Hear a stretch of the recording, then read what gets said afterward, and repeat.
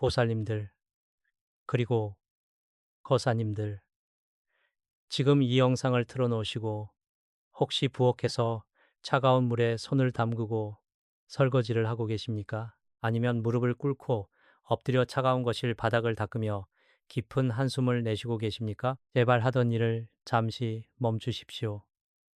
오늘만큼은 그 무거운 앞치마를 내려놓으시고 젖은 손을 수건에 닦으신 뒤 저기 가장 편안한 자리에 허리를 펴고 앉아 주십시오. 그리고 오직 제 목소리에만 귀를 기울여 주시길 간곡히 부탁드립니다. 평생을 가족을 위해 희생해온 당신의 지친 영혼을 위해 지금부터 제가 아주 중요하고도 절실한 이야기를 전해드리려 합니다. 지난 수십 년 동안 우리 보살님들 참으로 고생 많으셨습니다. 가족들 입에 따뜻한 밥 한 숟가락 들어가는 것만 보아도 내 배가 부르다며 정작 보살님 본인은 부엌 구석에 서서 식은 밥에 맹물을 말아 훌을 마시듯 드시지 않았습니까? 보글보글 끓는 맛있는 찌개와 고기 반찬은 늘 남편과 자식들 앞으로 밀어놓고 당신께서는 그저 남은 국물이나 쉰 김치 쪼가리로 끼니를 때우며 그 모진 세월을 묵묵히 버텨오셨습니다. 그 기나긴 희생과 인내의 세월이 보살님들의 육신에 남긴 것은 과연 무엇입니까? 비가 오려나 흐린 날이면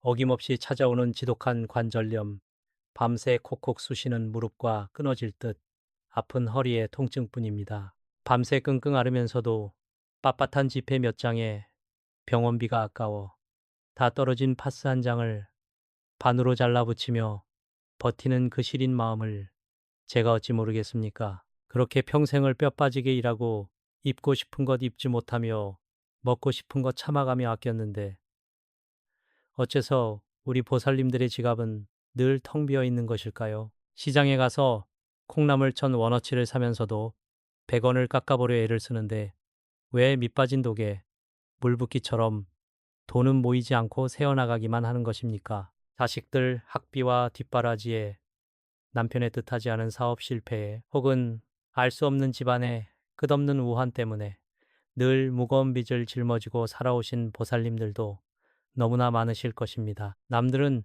다들 편안하게 여행도 다니고 노후를 즐기는 것 같은데 왜 나만 아직도 이 끔찍한 빚의 굴레에서 벗어나지 못하고 허덕여야 하는지 어두운 방 안에 홀로 누워 천장을 바라보며 하늘을 원망하고 남몰래 눈물 흘린 밤이 도대체 얼마나 많으셨습니까? 보살님, 그리고 거사님, 제 두 눈을 똑바로 보십시오. 지금 겪고 있는 그 지독한 가난과 가슴 찢어지는 고통, 결코 보살님들이 게으르거나 능력이 부족해서 일어난 일이 아닙니다. 절대로 단 한순간도 스스로를 탓하거나 자책하지 마십시오. 보살님들은 이 세상 그 누구보다도 성실하게 뼈가 부서지도록 치열하게 살아오셨습니다. 당신의 잘못이 아닙니다. 진짜 문제는 전혀 다른 곳에 숨어 있었습니다. 바로 우리 눈에 보이지 않는 무서운 음기, 집안 곳곳의 어두운 구석에 또아리를 틀고 앉아 우리 가족의 피를 말리는 가난 귀신 때문입니다.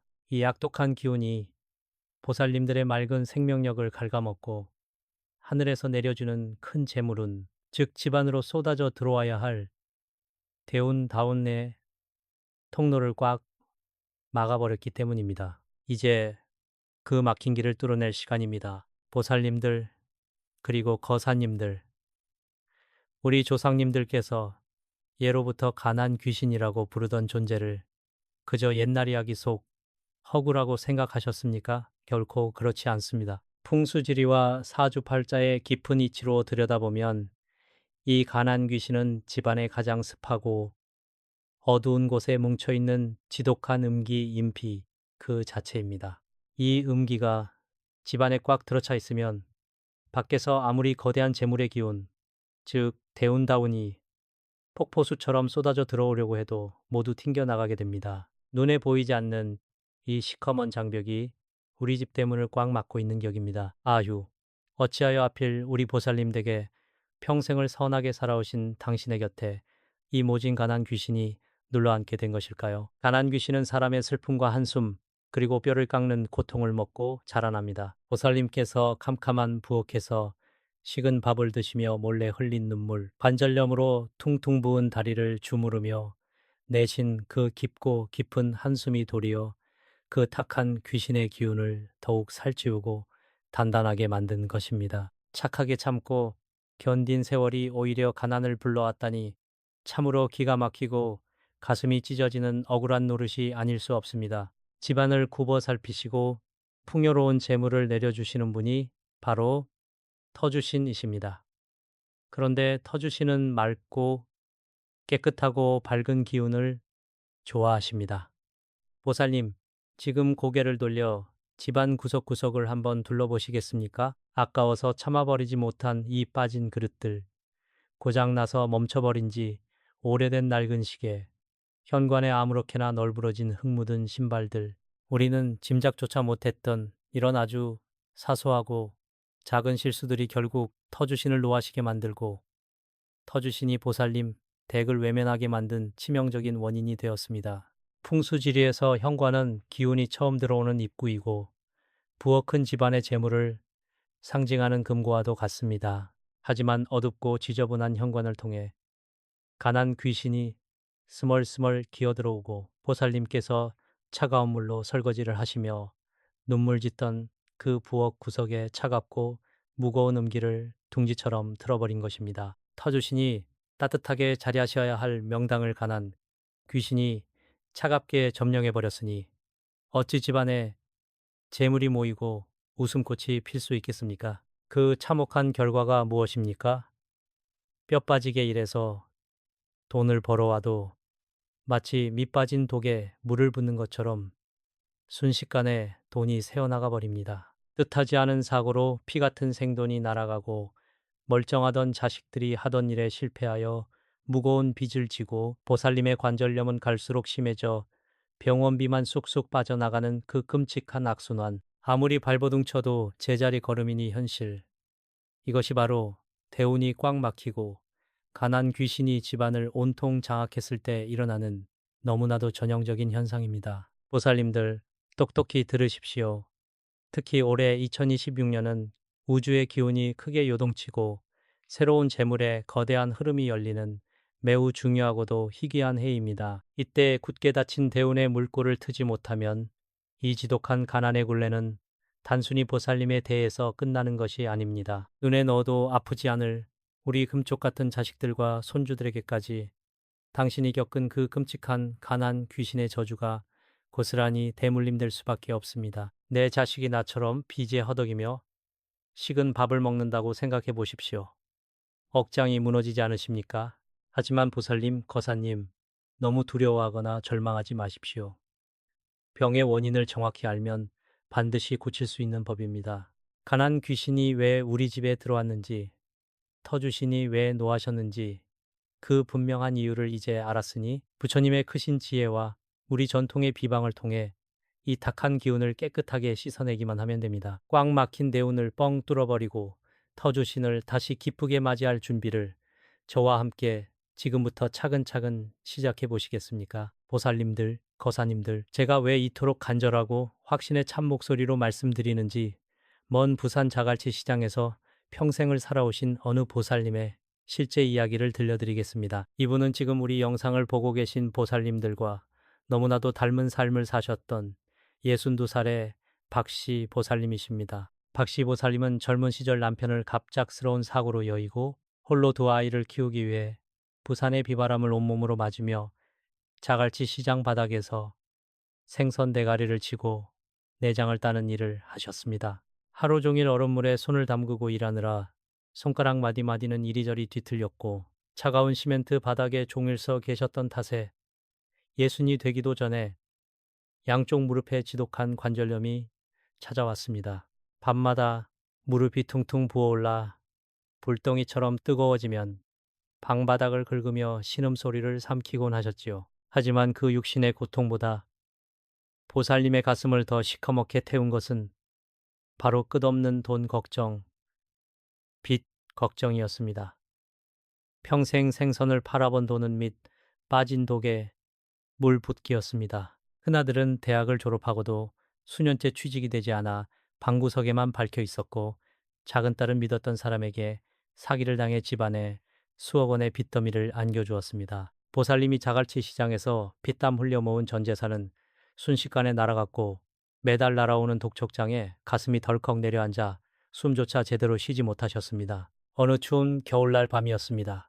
보살님은 텅 빈 지갑을 쥐고 불도 켜지 않은 차가운 방 안에 홀로 앉아 계셨습니다. 부엌에는 먹다 남은 찬밥 몇 덩이뿐이었고 약방에 가서 무릎약 한 첩 지을 돈조차 없었습니다. 부처님, 제가 전생에 무슨 대역죄를 지었기에 저에게만 이런 모진 형벌을 내리십니까? 자식들에게 빚만 물려줄 바에는 차라리 내가 눈을 감는 것이 낫겠습니다. 하며 방바닥에 대가리를 찌으며 통곡을 하셨습니다. 평생을 선하게 남에게 해 한 번 끼치지 않고 살았는데 왜 내 집안에는 이 지독한 가난 귀신이 떠나지 않는지 하늘이 원망스러울 뿐이었지요. 바로 그 절체절명의 순간에 보살님은 기적처럼 저를 만나게 되었습니다. 제가 보살님의 사주팔자와 그 허름한 집안의 기운을 들여다보니 과연 집안 가장 어두운 구석마다 차가운 음기가 가득했고 대운의 통로가 완전히 콘크리트처럼 막혀 있었습니다. 저는 눈물을 흘리는 보살님의 손을 꼭 잡고 오늘 제가 여러분께 알려드릴 우리 전통의 신성한 비방, 비밀스러운 처방을 단 하나도 빠뜨리지 말고 그대로 실천하라고 신신당부를 드렸습니다. 돈이 드는 것도 아니니 마지막 힘을 쥐어짜내어 터주신을 달래고 가난 귀신을 쫓아내보자고 말입니다. 보살님들, 그 결과가 어땠을 것 같습니까? 비방을 행한 지 정확히 석 달이 지나지 않아 기적 같은 일이 벌어지기 시작했습니다. 방구석에만 밝혀 눈물 짓던 큰아들이 아무런 연고도 없던 대기업의 호남지사에 기적처럼 특별 채용되었다는 합격 통지서를 받아들었습니다. 그리고 사기를 당해 평생 갚지 못할 것 같았던 작은 딸의 빚은 가해자가 극적으로 검거되면서 숨겨둔 재산이 압류되어 빚의 파라를 한 번에 청산하게 되는 천지개벽 같은 일이 일어났습니다. 보살님 본인의 지독했던 관절염도 좋은 의사를 만나 씻은 듯이 나았고 이제는 자식들이 매달 보내주는 두둑한 용돈을 받으며 자갈치 시장의 차가운 얼음물이 아닌 따뜻한 안방에서 편안하게 부처님 전을 향해 감사의 기도를 올리고 계십니다. 역시 보살님이 특별한 사람이라 이런 복을 받은 것이 아닙니다. 그저 막혀있던 대운의 길을 열고 가난 귀신을 몰아냈을 뿐입니다. 이제 이 기적 같은 변화가 바로 영상을 보고 계신 보살님과 거사님 댁에 일어날 차례입니다. 보살님들, 그리고 거사님들, 이제 집중해 주십시오. 지금부터 부산의 박씨, 보살님을 도탄에서 건져내고 꽉 막힌 대운의 물꼬를 터뜨렸던 부처님의 지혜가 담긴 전통 비방을 아주 구체적으로 알려드리겠습니다. 돈이 수백만 원씩 드는 거창한 굿을 하라는 것이 아닙니다. 우리 주변에서 쉽게 구할 수 있는 세 가지 물건, 바로 굵은 소금과 붉은 팥, 그리고 우리 땅의 기운이 깃든 10원짜리 동전 3개만 있으면 됩니다. 이것들이 어떻게 가난 귀신의 목을 조르고 터주신을 감복시키는지 그 비밀을 낱낱이 밝혀드리겠습니다. 가장 먼저 준비하실 것은 하얗고 순수한 굵은 소금입니다. 예로부터 소금은 모든 부정함과 썩은 기운을 물리치는 가장 강력한 양기의 결정체입니다. 종이컵 반컵 분량의 굵은 소금을 준비하신 뒤 집안에서 가장 음침하고 차가운 곳, 즉 보살님께서 관절염으로 아픈 다리를 주무르며 한숨을 쉬시던 부엌의 싱크대 안쪽 구석과 기운이 들어오는 현관 신발장 밑에 각각 놓아두십시오. 소금이 그 자리에 고여있던 가난 귀신의 차가운 음기를 스펀지처럼 빨아들여 연기처럼 소멸시킬 것입니다. 그 다음은 붉은 팥입니다. 풍수지리와 사주팔자에서 붉은색은 불고의 기운을 상징하며 이는 어둠을 밝히고 잡기를 쫓는 태양의 에너지입니다. 팥 21알을 정확히 세어 작은 비닐봉지나 천 주머니에 넣으십시오. 왜 21알이냐 하면 동양 철학에서 3과 7이 만난 20일은 완전한 보호와 차단을 의미하는 신성한 숫자이기 때문입니다. 이 팥주머니를 보살님이 매일 베고 주무시는 베개 속에 깊숙이 넣어두십시오. 밤새 보살님의 뇌파를 흔들고 가슴을 답답하게 만들던 가난의 악몽과 우환의 기운이 범접하지 못하도록 칠성님, 칠성신께서 밤새 당신의 머리맡을 지켜주실 것입니다.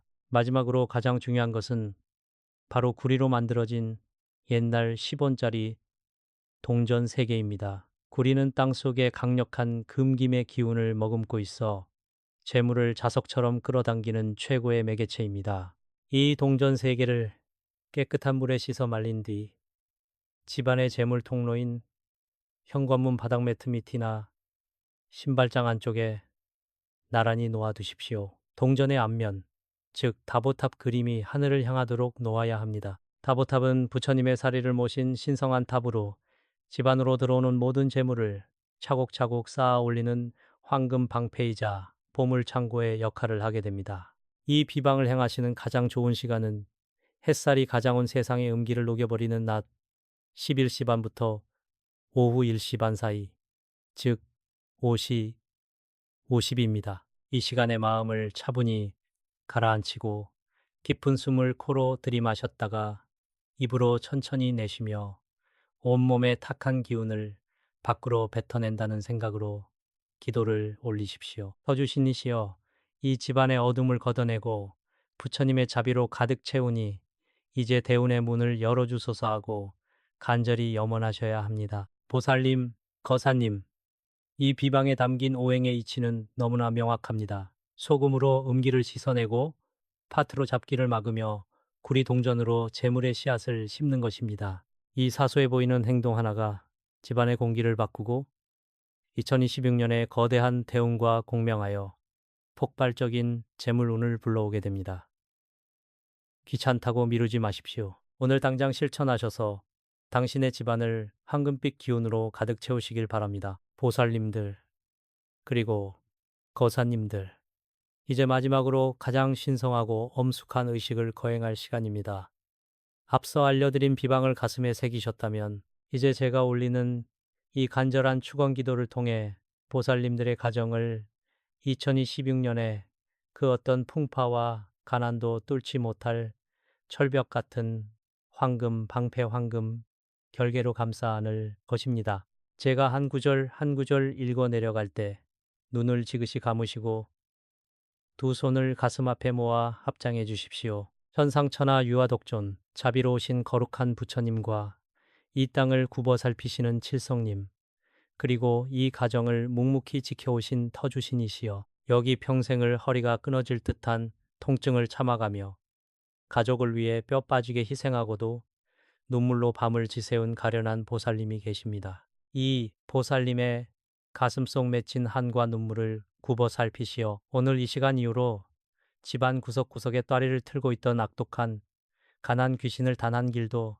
남김없이 시커먼 연기처럼 소멸시켜 주시옵소서. 비방으로 심은 하얀 소금의 기운이 음기를 씻어내고 붉은 팥의 기운이 우환을 막아내며 구리 동전의 탑이 재물을 끌어당길지니 2026년 병우년에 거대한 대운의 문을 활짝 열어주옵소서. 사방에서 황금 같은 재물이 화살처럼 쏟아져 들어오게 하시고 새어나가는 구멍을 황금 방패로 굳건히 막아주셔 부귀영화가 마르지 않는 샘물처럼 솟구치게 하소서. 자식들의 앞길은 탄탄대로로 열리고 보살님의 아픈 무릎과 허리는 씻은 듯이 나아 평안하고 여유로운 노후를 맞이하게 복을 내려주시옵소서. 보살님, 거사님, 기도를 마치셨다면 이제 천천히 눈을 뜨셔도 좋습니다.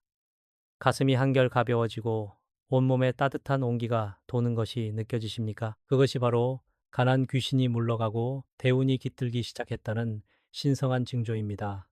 절대로 의심하지 마십시오.